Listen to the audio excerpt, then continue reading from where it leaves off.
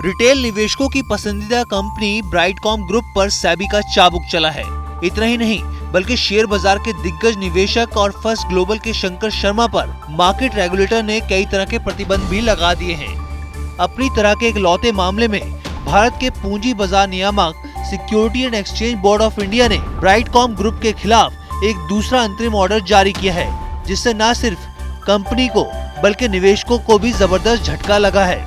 ऐसे में निवेशकों से जुड़े हर एक सवाल के जवाब को आपको जानने की जरूरत है। सबसे पहले ब्राइटकॉम पर आए ऑर्डर के बारे में जानते और समझते हैं। ब्राइटकॉम की जांच में हैरान करने वाला खुलासा होने के बाद सेबी ने तत्काल ब्राइटकॉम ग्रुप के शेयरों की बिक्री पर पाबंदी लगाने का आदेश दिया है।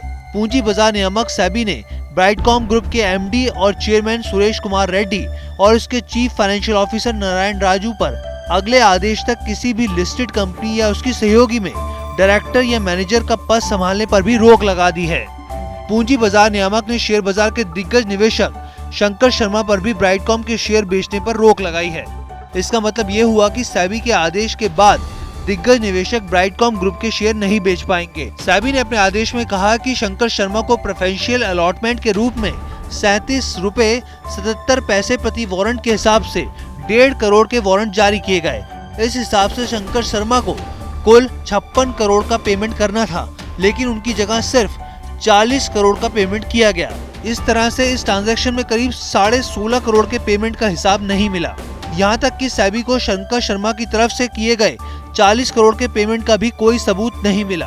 अगर आंकड़ों को देखें तो कंपनी के कुल 23 लोगों को ब्राइटकॉम ग्रुप के शेयर बेचने पर रोक लगा दी गई है। अब ऐसे में कई जरूरी सवाल हैं कि ये आखिर मामला सेबी की नजर में आया कैसे, इस कंपनी से जुड़े निवेशकों को क्या करना चाहिए। तो सबसे पहले इस फैसले की जड़ को समझते हैं। इसमें जो भी सेबी के जांच के बाद जो समझ में आया है कि कहीं ना कहीं फाइनेंशियल इरेगुलरिटीज हुई हैं और उस इरेगुलरिटी में ये पाया गया है कि जो इसमें प्रेफरेंशियल अलॉटमेंट किए गए हैं वहां पर धांधली हुई है। मतलब अगर जिन निवेशकों से पूरा पैसा नहीं लेकर जो है उसको कई लेयरिंग में अलग से पैसा ले लिया गया और कंपनी के बुक्स ऑफ अकाउंट्स में दिखाया गया कि वो पैसे आए हैं। ये इरेगुलरिटीज दिखी गई है। दूसरी चीज, कंपनी जो है एक लोन दिया है अपने ही सब्सिडियरी को और जो है उसमें देखा जा रहा है कि वो लोन जो है 800 करोड़ के ऊपर का दिखा रहा है, लेकिन दिया गया एक्चुअल में 350 करोड़। तो वहां भी कुछ जो है इरेगुलरिटी दिखी है। अब ऐसे में कंपनी से रिटेल निवेशक से लेकर दूसरे निवेशक भी जुड़े हुए हैं। अब जिनके पास ये शेयर है उनको क्या करना चाहिए, इसका जवाब भी जान लेते हैं। सबसे पहली चीज कि कंपनी में का फाइनेंशियल जो हम देख रहे हैं, जो हमको दिखाया जा रहा है वो एक्चुअल में है नहीं। कंपनी में काफी जो है कह लें कि घोटाले जैसी चीजें दिख रही हैं और सरफेस पे आ रही हैं। तो मुझे लगता है कि जितनी जल्दी हो सके ये ऐसी कंपनियों से निकला जाए। तो यहाँ तो मार्केट के जानकारों का साफ तौर पर कहना है कि इस स्टॉक से तुरंत दूरी बना लेनी चाहिए, लेकिन ऐसी कंपनियों की पहचान कैसे करें ताकि इन्वेस्टर इस ट्रैप में ना फंसे, तो इसका जवाब भी सुन लीजिए।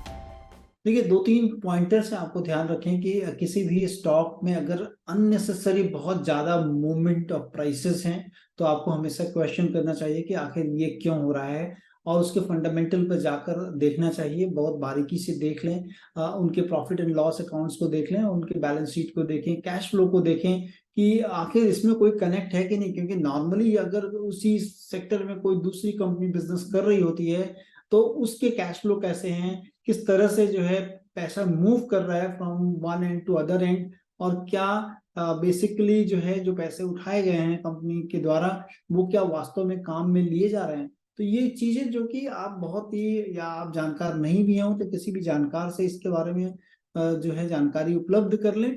सेबी ने अपनी रिपोर्ट में साफ कहा है कि कंपनी ने फर्जी बैंक स्टेटमेंट के जरिए मामले को छिपाने की भी कोशिश की।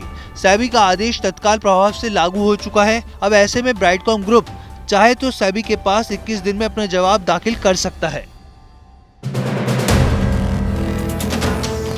वीडियो पसंद आया तो हमें लाइक, कमेंट, शेयर और सब्सक्राइब जरूर करें।